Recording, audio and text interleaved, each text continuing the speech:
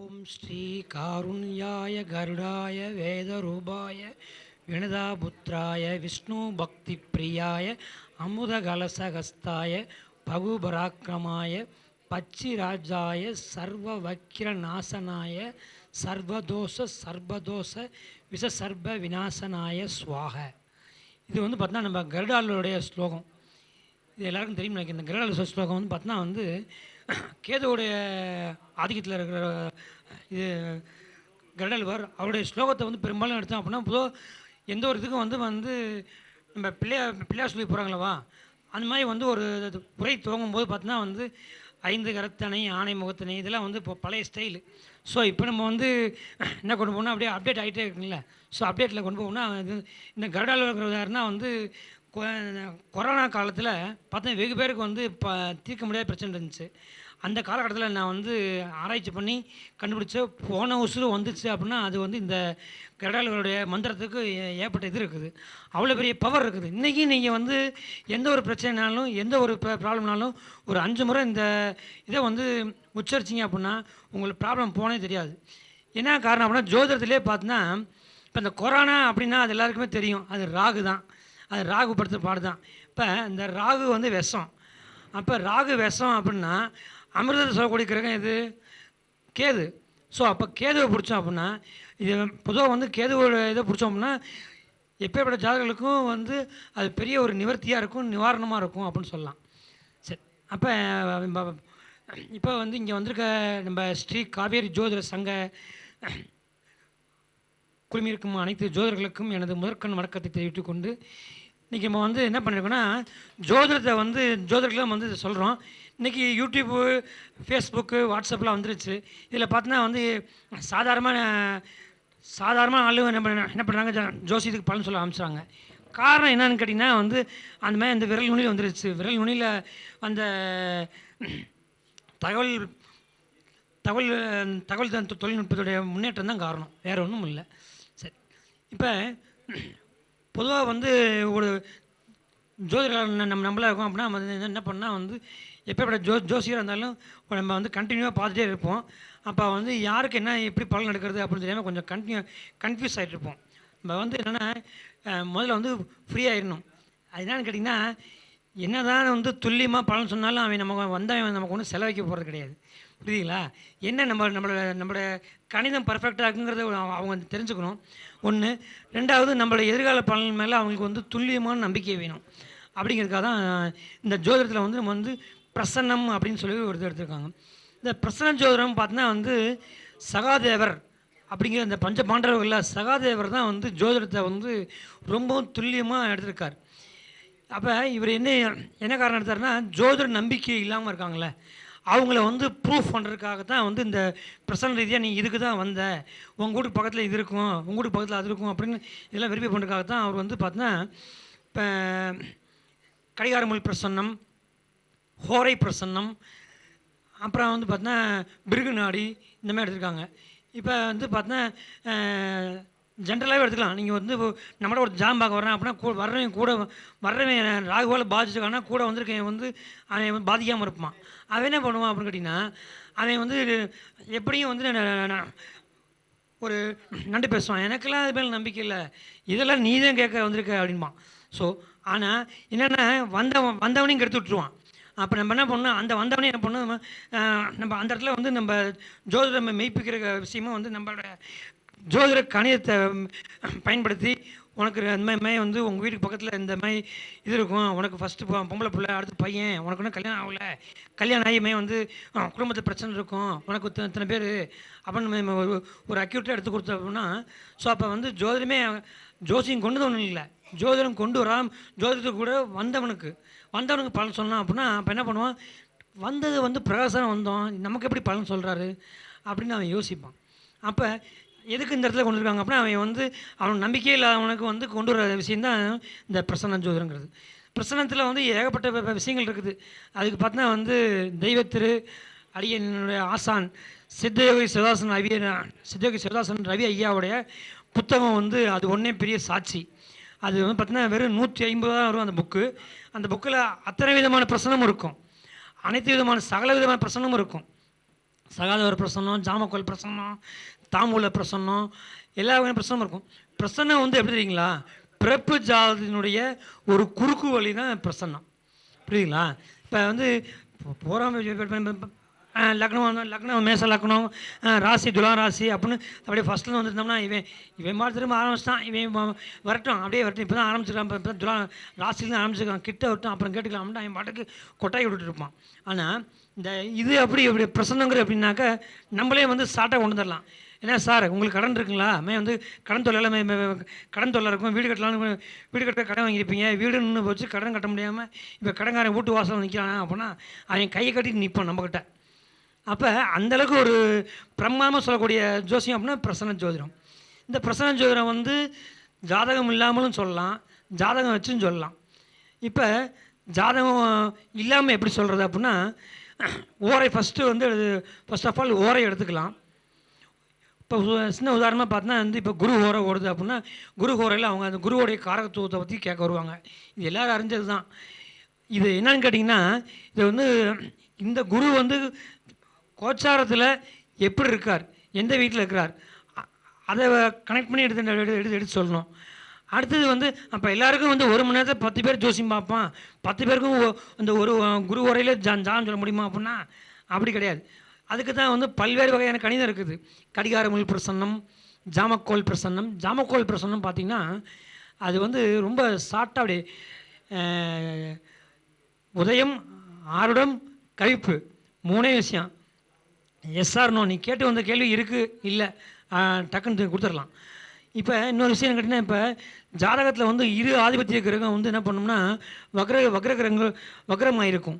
அப்போ அந்த இடத்துல பலன் எடுக்கிறது வந்து வெகு சிலருக்கு வந்து கன்ஃபியூஸாக இருக்கும். அவங்களுக்கெல்லாம் வந்து இந்த பிரசனை வந்து ரொம்ப யூஸ்ஃபுல்லாக இருக்கும். புரிஞ்சுங்களா? ஸோ அப்போ வந்து அவங்களுக்குலாம் வந்து ரொம்ப இந்த பிரசனைங்கிறது யூஸ்ஃபுல்லாக இருக்கும். அடுத்தது கோச்சாரத்தை வச்சு நம்ம பார்த்து சொல்லலாம்.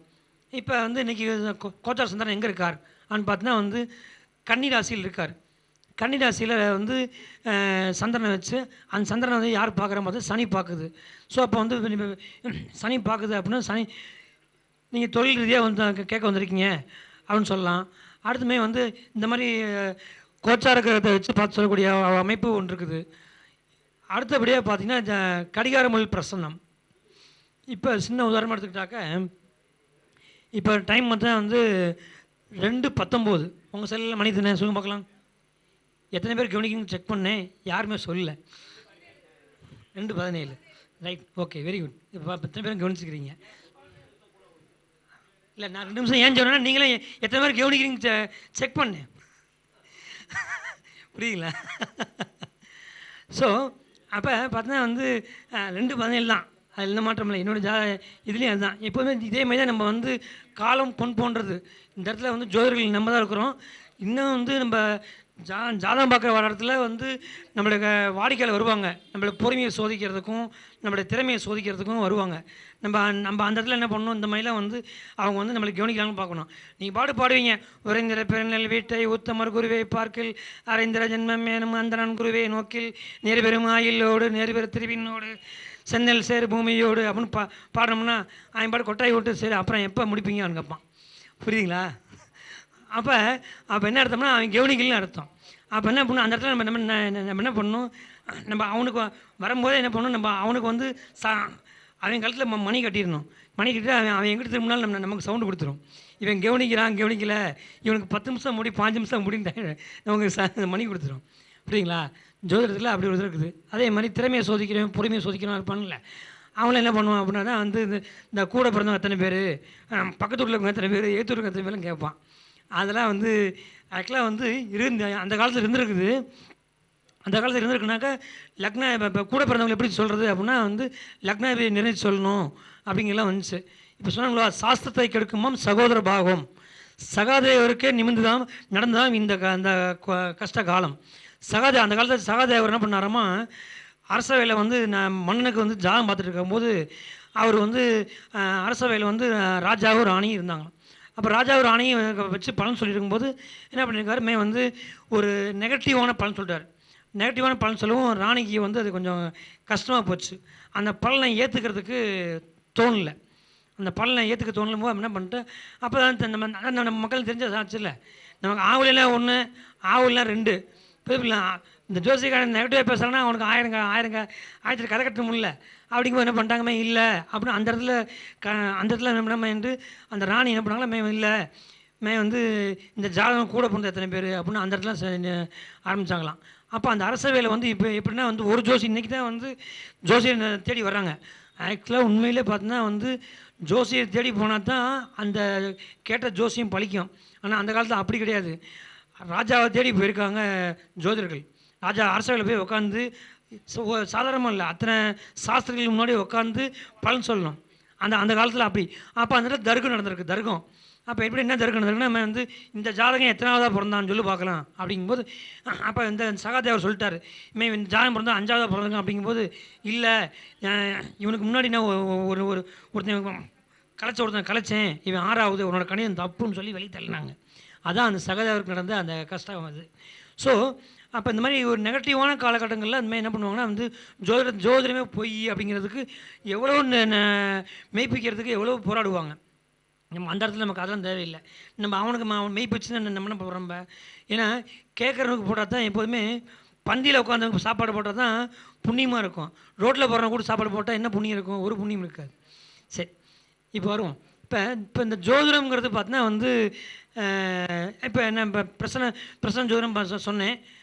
கடிகாரமல் பிரசன்னம், ஜாமக்கோல் பிரசன்னம், இதெல்லாம் எல்லோரும் தெரிஞ்ச விஷயம் தான். இன்றைக்கி யூடியூப்பில் கூகுளில் போட்டாலே வந்துடும். அது ஏஐ வந்துருச்சு, ஆர்டிஃபிஷியல் இன்டெலிஜென்ட்டில் தட்டினாலே அது வந்து கிளியராக சொல்லுதுமே வந்து இதுதான் கேட்குற என்னுடைய உதயம் தான், உதயத்தில் வந்து சனி இருக்குது அப்படின்னா உதயத்துக்கு சனி இருந்தால் தொழிலை பற்றி ஒரு கேள்வி இருக்கும். உதயத்துக்கு 10 கூட எந்த இடத்துல இருக்காரோ அதை பற்றி ஒரு கேள்வி.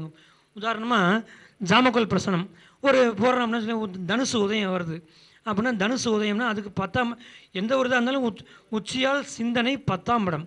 அப்போ 10ஆம் இடம் தான் வந்து அவனோட சிந்தனை. அந்த 10 கூட எந்த வீட்டில் இருக்காரு, அவர் எப்படி இருக்காரோ அதை வச்சு பலன் சொன்னால் ஆமான்பான். இப்போ உதாரணம் சொன்னால் ஃபார் எக்ஸாம்பிள் சொல்ல போனால் 10 கூட ஒரு 6 லக்கம் வச்சுக்கோங்க. நீங்கள் வந்து என்னப்பா கடன் காட்சி நோய் நொடி வம்புலக்கு இருக்குது அப்படின்னா ஆமாங்க அதான் ரொம்ப முடியாமல் இருக்குங்க, உடம்பு முடியாமல் இருக்குது, அதெல்லாம் கடன் தொல்லை இருக்குது, அதுதான் கேட்க வந்தேன்மா. நமக்கு சிம்பிளாக முடிஞ்சிடும். வந்தவங்களுக்கு பலன் சொல்கிறது சிம்பிளாக வேலை முடிஞ்சிடும். புரியுங்களா? ஸோ அப்போ அப்படி வந்து இப்படி சாட்டை சொல்கிறதுக்கெலாம் வந்து எவ்வளோ ஒரு இருக்குது ஜாமக்கொல்லை. உதயம் மட்டும் நிர்ணயிக்கிறதில்ல. இப்போ இது பலன் எடுக்கிறது எப்படி இருக்கணும்? உதயத்துக்கு ஆட எத்தனை நாளுக்குன்னு பார்க்கணும். 1, 5, 9 இருந்தால் அந்த காரியம் நடக்கும். அதே மாதிரி 1, 3, 7, 11 இருந்தால் தாமதமாக நடக்கும். அடுத்தது உதயத்துக்கு 6, 8, 12 வந்து ஆடு இருந்தால் அது நடக்காது அப்படிங்க. இதை மட்டும் நிர்ணயிக்கல. ஏன்னா இந்த ஜாமக்கோலை கண்டுபிடிச்சி வர்றாரு ஜைன முனிவர். அவர் என்ன சொல்லியிருக்காரு, கவிப்பு எடுத்துக்கோ, கவிப்பு எங்கே இருக்குன்னு பாரு, அந்த கவிப்பை வச்சு பலன் சொல்லு அந்த அப்படிங்கிறாரு. அப்போ உதயத்துலேருந்து ஆடத்துக்கு கணிக்கணும். அப்போ வந்து அந்த ஆடத்துலேருந்து ஒரு கணிதம் இருக்குது, அதுதான் வந்து கவிப்பு கணிதம். அப்போ உதயத்துக்கு எத்தனை இடத்துல கவிப்பு வருதோ அந்த இடத்துல அதை வச்சு நம்ம வந்து இது காரியம் நம்ம சொல்லுவோம். உதயத்துக்கு 11ஆம் இடங்கிறது வெற்றி, எதிர்பார்த்தது நன்மையில் முடிதல் அப்படிங்கும்போது என்ன பண்ணுவோம், சக்ஸஸ் போவோம். ஆனால் அங்கே தான் கவிப்பு இருக்கும். ஆனால் அவன் போராடிட்டு இருப்பான். நம்ம என்ன பண்ணுவோம், நீ ஜெயிச்சு போடான்னு இருப்போம். ஆனால் அவன் அங்கே அவன் என்ன பண்ணுவான், என்னமோ போனேன் அந்த ஜோசிகாரர் சொன்னா அப்படி அவர் சொன்னாருமே வந்து அது நடக்கும் இது நடக்கும், நீ ஜெயிச்சுட்ட மலையை வெட்டிட்ட அப்படின்னு சொல்லணும் சொன்னார். ஆனால் உண்மையில் பட்ட கஷ்டம் எனக்கு தான் தெரியும் அப்படின்பான். சரி, அதுக்கு தான் வந்து நம்ம வந்து என்ன பண்ணணும், ஜோதிடத்தை துல்லியமாக கணிக்கணும் அப்படிங்கிறது. அப்போ ஜோதிடத்தில் அடுத்தபடியாக பார்க்க போனால் சந்திர நாடின்னு ஒன்று இருக்குது. சந்திர நாடி ஒரு பர்ஃபெக்டாக இது பண்ணலாம். அப்படி ஜாதகம் எடுத்தீங்கன்னா இப்போ உதாரணத்துக்கு இப்போ வந்து இன்றைக்கி நீங்கள் மண்டை ஆட்டுறீங்க, நீங்கள் என்ன ராசினா நீங்கள் கடகராசி பூசம் வச்சுரும். ரைட். கடகத்துக்கு இன்றைக்கி சந்திரன் எத்தனை இருக்கார், 3 இருக்கார். அப்போ 3ஆம் பாவம் தான் வந்து 3ஆம் பாவத்தை பற்றி தான் நீங்கள் கேட்க வந்திருக்கிறீங்க அப்படின்னு சொல்லலாம். அதே மாதிரி உங்களுக்கு கண்ணியில் யார் இருக்காங்க, யாரும் இல்லை. அதே வந்து அப்போ கன்னி இப்போ இன்றைக்கி கோச்சார சந்திரன் வந்து கண்ணியில் இருக்கார். அப்போ கண்ணியில் ஜனகால ஜாதத்தில் எந்த கிரகம் இருக்குதோ அதை பற்றி கேட்பீங்க அப்படின்னு சொல்லலாம். ஃபார் எக்ஸாம்பிள் சனி இருக்காங்க வச்சுங்களேன், சொல்லலாம் தொழிலை பற்றி கேட்கலாம். குரு இருந்தால் குழந்தைய பற்றி கேட்கலாம். சுக்கிரன் இருக்காங்க அப்படின்னா கல்யாணத்தை பற்றி கேட்கலாம். அடுத்தது வந்து கேது இருந்தால் ஏதோ ஒரு பிரச்சனை இருக்குது, அதை பற்றி கேட்கலாம். நமக்கு வந்து ஒரு இந்த ஸ்டார்டிங் ட்ரபிள், எல்லா ஜோசியருக்கும் ஒரு ஸ்டார்டிங் ட்ரபிள்னு ஒன்று இருக்கும். என்னத்தை கேட்க வரான்னு தெரியலையே, வந்துட்டாங்களே அப்படின்னு நம்ம முழிச்சிட்டு இருப்போம். அப்போ நம்ம அந்த எடுக்கக்கூடிய அந்த ஒரு நுனி தான் வந்து இந்த பிரசன்ன மெத்தட். அப்போ சந்திரன் அடிங்கிறது எப்படின்னா, அப்போ ஜனனகால சந்திரனுக்கு கோச்சார சந்திரன் எத்தனை இருக்காரோ அதை வச்சு தான் பலன் சொல்லணும் அப்படிங்கிறாங்க. பர்ஃபெக்டாக வரும். இப்போ அதுலேயே பலன் எடுக்கலாம். எப்படின்னு கேட்டிங்கன்னா, இப்போ வந்து இப்போ அதுலேயே ஷார்ட்டாக எடுக்கலாம். இப்போ கேட்டு வந்த காரியம் நடக்குமோ நடக்காதா அப்படின்னா, அப்போ கடந்த காலம், நிகழ்காலம், எதிர்காலம் 3ஆக பிரிச்சுக்கணும்.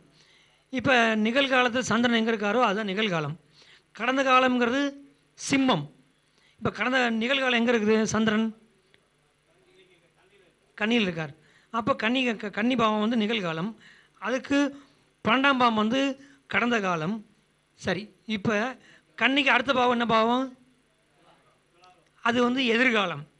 அங்கே சுபர் இருக்காங்க, அல்லது அந்த இடத்துல வந்து சுபரை யாரும் பார்க்குறாங்க அப்படின்னா எப்படியும் ஜெயிச்சிடுவான். நீங்கள் வந்து அவங்களுக்கு நீங்கள் வந்து சவால் கட்டியே நீங்கள் சொல்லலாம், இல்லையா நீ ஜெயிக்க போறியா, நீ அது மாற்றம் இல்லையா அப்படின்னு சொல்லலாம்.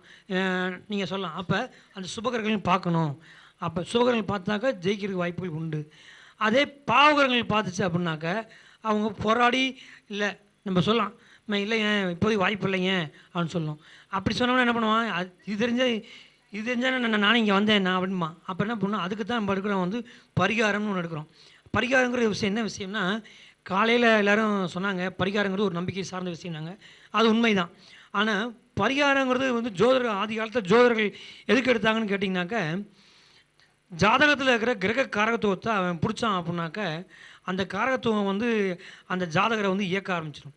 முதல்ல இவன் வந்து காரகத்துவத்தை, இப்போ சின்ன உதாரணத்துக்கு ஒரு கடக லக்கணம்னு வச்சுக்கோங்க. கடகத்துக்கு வந்து அதிபதி சந்திரன், அவருக்கு வந்து யோகக்காரர் செவ்வாய் அப்படின்னு தான். அப்போ செவ்வாய் காரகத்துவம் நீ இயக்குப்பா அப்படின்னு சொல்லலாம். அப்போ என்ன சொல்லணும், வந்து செவ்வாய் முருகன் கோயிலுக்கு போ அப்படிங்களாம். இல்லையா நீ சாட்டாக போனால் ஒரு தோரம் இப்போ பாக்கெட்டில் கட்டிட்டு போ, மேலே ஒரு சிவப்பு சட்டை போட்டு போ அப்படின்னு சொன்னீங்கன்னாக்கா அவனுக்கு அந்த காரியம் நடக்க ஆரம்பிச்சிடும்.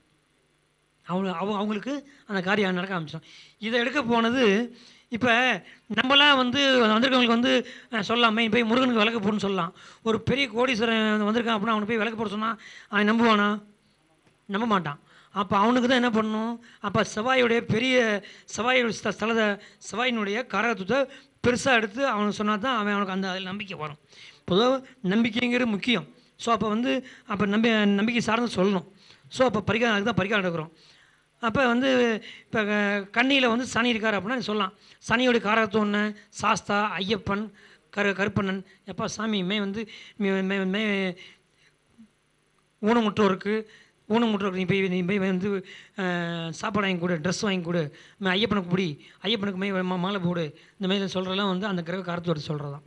சரி, அப்போ ஓரளவுக்கு புரிஞ்சுக்கணும் நினைக்கிறேன் நான். அப்போ வந்து சந்திர நாடியும் ஜாமகல் பிரசன்னமும் இது முடிஞ்சிச்சு. இப்போ அடுத்தது ஜாதகத்தை கணிக்கிறதுக்கு விதி, மதி, கதி 3ஐயும் வச்சு பலன் சொன்னீங்கன்னா 100% நீங்கள் ஜோசியக்காரர், பெரிய ஜோசியர். அது என்ன காரணம் கேட்டிங்கனாக்க, ஒரு லக்னத்தை தசாபதி கணிக்கிறது இன்றைக்கி வந்து எல்லா ஆப்லேயும் வந்து என்ன வருது, லக்னத்தை வச்சு தான் சொல்கிறாங்க. நம்ம அப்படியே லக்னத்தை பார்த்து நம்ம சொல்லிட்டு போயிடுறோம். லக்னத்துக்கு 5 கோடி திசை ஓடுது, 5 கோடி 8ல் உட்காந்துட்டாங்க, நீ வந்து நீ பணம் பொருள் இருந்திருப்ப, ஷேர் மார்க்கெட்டில் பணம் காணாமல் போயிருக்கும், 8 கோடி 4ல் உட்காந்துருக்காம, இல்லை நீ வந்து அலைஞ்சிட்டு இருப்ப, வீட்டில் இருக்க மாட்டேன், இந்த மாதிரி சொல்லிட்டு இருப்போம். ஆனால் சந்திரனுக்கு பிடிக்கணும் விதி. அடுத்தது சந்திரனுக்கு எத்தனையில் வந்து திசாநாதன் எடுத்துருக்கான்னு பார்க்கணும். அடுத்தது கதிங்கிறது என்ன கிரகம் சொல்லுங்க பார்க்கலாம். கதிங்கிறது சூரியன். அதே மாதிரி சூரியனுக்கு வச்சு பாருங்கள், அதுக்கும் வந்து சூரியனுக்கு திசாநாதன் எத்தனை இருக்காரோ, திசாநாதன் புத்திநாதன் எத்தனை இருக்காரோ அதை வச்சு பலன் சொன்னாலும் அற்புதமாக வரும். ஏன்னா நம்ம என்ன கவனிங்க, விதி, மதி, கதி. இப்போ வந்து மிதுன லக்னம் ஒரு 4 சனி இருக்குது அப்படின்னா வந்து வீடு கட்டுவேன், வண்டி வாங்கணும்னு சொல்லலாம். ஆனால் கதிக்கு எத்தனை இலக்கணம்னு பார்க்கணும். கதிக்கு 6ல் இருந்தால் வாங்க மாட்டாங்களே. நம்ம அவனுக்கு ஆசை இருக்கும், வண்டி வாங்கணும் ஆசை இருக்கும், வீடு கட்டணும் ஆசை இருக்கும். ஆனால் கட்டுவான மாட்டான் எது சொல்லணும், அவனுக்கு கதியை பார்த்து சொல்லணும். அப்போ கதி எது? சூரியன். சூரியனுக்கு எத்தனை திசாநாதன் இருக்கார், அங்கே தான் அதை பார்த்து சொல்லணும். இந்த ரகசியத்தை எடுத்து சொல்லிட்டிங்கன்னா இது வந்தவங்க அப்படியே சொல்லுவாங்க. என்ன சொல்லுவாங்க, இல்லை யார் இந்த பலன் யாரும் சொல்லவே இல்லைங்க, நீங்கள் தான் சொல்லிக்கிறீங்க. கரெக்டுங்க, நான் 10 வருஷம் போகிறோம், நான் வீடு கட்டேன் ரொம்ப கஷ்டப்பட்டேங்க, கஷ்டப்பட்டு ரொம்ப மேடம். சின்ன உதாரணம், லக்னத்துக்கு 4ல் சனி, வீடு கட்டுவான். அதே மதிங்கிற மதின்னு சொல்லக்கூடிய சந்திரனுக்கு திரிகோணத்தில் கேந்திரத்தில் சனி இருந்துச்சுன்னா கட்டுவான். அடுத்தது கதி இருந்தால் தான் அவன் அந்த வீட்டில் அவன் இருப்பான் அப்படிங்கிறதுக்கான அமைப்பு. அப்போ விதி மதி கதி. அடுத்தது இதே திசா புத்தியை வந்து இன்னொரு தான் கொண்டு போகலாம். எப்படின்னு கேட்டிங்கன்னா, தசாநாதரை லக்னமாக வச்சுக்கோங்க. தசாநாதரை உட்காந்த வீட்டில் லக்னமாக வச்சுக்கோங்க. அதுலேருந்து உங்கள் புத்திநாதர் எத்தனை வீட்டில் இருக்காரோ அதுக்கு பலன் சொல்லுங்கள். அவங்க க்ளீனாக சொல்லுவாங்க. ஃபார் எக்ஸாம்பிள் இப்போ உங்களுக்கு என்ன திசை ஓடுது? கே திசை. சந்திர திசை என்ன புத்திங்க? புதன் புத்திங்களா? சந்திரனுக்கு எத்தனை புதன் இருக்கோ அதை சொன்னோம் அப்படின்னா அவங்க ஆமாங்க. இப்போ ஃபார் எக்ஸாம்பிள் வந்து சந்திரனுக்கு 4-6 புதன் இருக்குன்னு வச்சுக்கோங்க. நம்ம சந்திரனுக்கு காரகத்துவத்தையும் கிரக காரகத்தையும் சொல்லணும், ப்ளஸ் அது இல்லாமல் வந்து அந்த பாவத்தையும் சொல்லணும். ஸோ இந்த ரெண்டையும் நம்ம சொன்னோம்னாக்க இப்போ வந்திருக்க ஜாதகர் வந்து ஜோதிடர்களில் வந்து ஜோதிடம் உண்மைங்கிறத நம்பிட்டு போவாங்க. நம்ப வைக்கிறது நம்மளுடைய வேலை, புரியுங்களா? நம்ம வந்து எவ்வளோ ஃபீஸ் வாங்கினாலும் அதை நம்மளுடைய திறமைக்கு உண்டான பரிசு. பட் இருந்தாலும் நம்ம வந்து நம்மளுடைய திறமையை அவங்கள்ட்ட காமிச்சிடணும், அதான் விஷயம். ஸோ இன்னும் எவ்வளோ பயன் செலுத்தோம். நம்ம நேரமின்மை காரணத்தால் வந்து மீண்டும் அடுத்த ஒரு சந்திப்பில் சந்திக்கும் வரை உங்களிடம் விடைபெறுவது உங்கள் ஆஸ்ட்ரோ பிரசன்னம் குமார் ராஜா.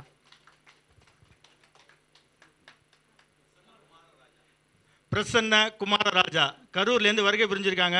மிக சிறப்பாக வந்து பார்த்தீங்கன்னா சந்திரநாடியும் ஜாமக்கோளையும் இணைச்சு ஒரு ஜோசியர் வந்து எப்படி இருக்கணும், வந்திருக்க ஜாதகர் வந்து என்ன கேள்விக்காக வந்திருக்கலாம் அப்படிங்கிறத துல்லியமாக எடுக்கிறதுக்கு சந்திரநாடி உதவும் அப்படிங்கிறத மிக துல்லியமாக வந்து சொல்லியிருக்காங்க. அவங்களுக்கு ஸ்ரீ காவேரி ஜோதிட சங்கத்தின் சார்பாக மீண்டும் ஒரு முறை நன்றியை தெரிவிச்சுட்டு எங்களுடைய சங்கத்தின் கௌரவ செயலாளர் திரு ஆறுமுகம் ஐயா அவர்கள் பொன்னாடை போத்தி மகிழ்விப்பார்.